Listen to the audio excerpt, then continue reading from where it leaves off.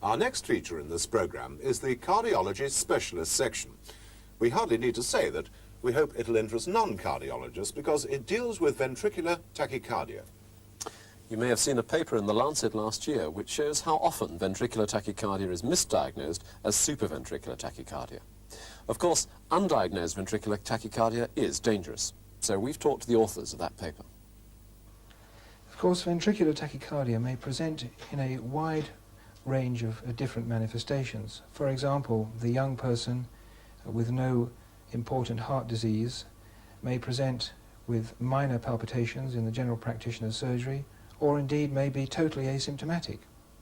Whereas the older person with significant left ventricular disease as a result of coronary atheroma may present in the accident and emergency department, having had blackout or perhaps in fulminating pulmonary edema.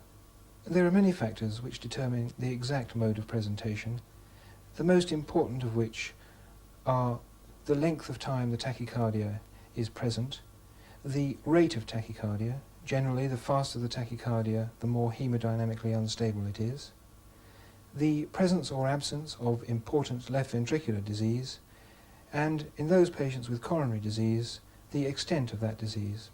Physical examination obviously depends to a large extent on the manner in which the patient presents. Clearly, if the patient has pulmonary edema, there will be signs of that. If the patient has significant hemodynamic impairment, the blood pressure will be unrecordable. The other physical evidence of ventricular tachycardia may be very subtle, and signs may be difficult to elicit. For example, there may be a varying amplitude of the venous pressure, and it may sometimes be possible to detect independent atrial activity in the venous pressure. A corollary of this is a variation in the systolic blood pressure, which may be sometimes detectable using a blood pressure cuff, and also variation in the intensity of the first heart sound.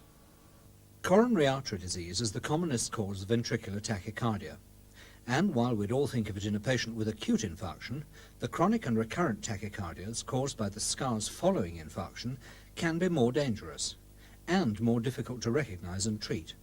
So we must always bear the diagnosis in mind. When a patient presents in a tachycardia, the most important thing to do is to make a rapid assessment of the hemodynamic situation.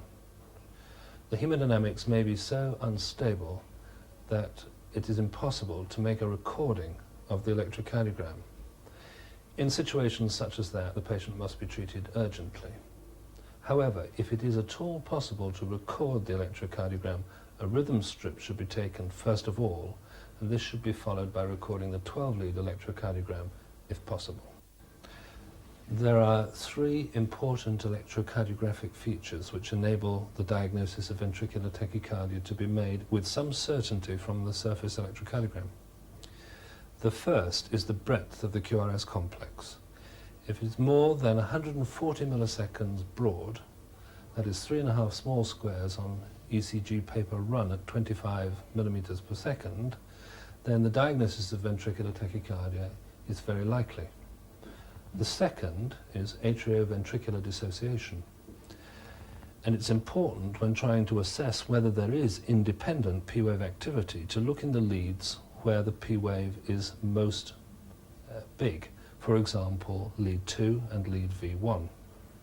An important clue to the AV dissociation is seen in this rhythm strip, which shows a capture beat marked with an arrow. Capture beats occur when the independent sinus rhythm transmits to the repolarized ventricles. When this occurs later in the ventricular cycle, a fusion beat occurs. This is also characteristic of ventricular tachycardia. The third feature is related to the exact shape of the QRS complex. There are some shapes which are typical of ventricular tachycardia and others which are typical of the other diagnoses. Amongst the most important of these are left axis deviation, which is typical of ventricular tachycardia, so-called concordance, which is either totally positive or totally negative QRS complexes across the precordial leads from V1 to V6, which is typical of ventricular tachycardia, a very deep S wave in lead V6, which is also typical of ventricular tachycardia. The RSR complex in V1, with an R prime wave bigger than the initial R wave is typical of supraventricular tachycardia. In ventricular tachycardia, though, the first R wave in V1 is usually the tallest. So, in summary, the key features are a wide QRS complex, atrioventricular dissociation, and specific QRS shapes. We have been interested in the last few years in the reasons why ventricular tachycardia is so commonly misdiagnosed. Because, of course, the tendency is to diagnose the arrhythmia as supraventricular tachycardia with functional bundle branch block. In a study that we recently conducted, we found that such a misdiagnosis in 24 patients was made 163 times. And amongst those who made the misdiagnosis were 57 registrars, 13 senior registrars, 22 consultant physicians, and even 7 consultant cardiologists.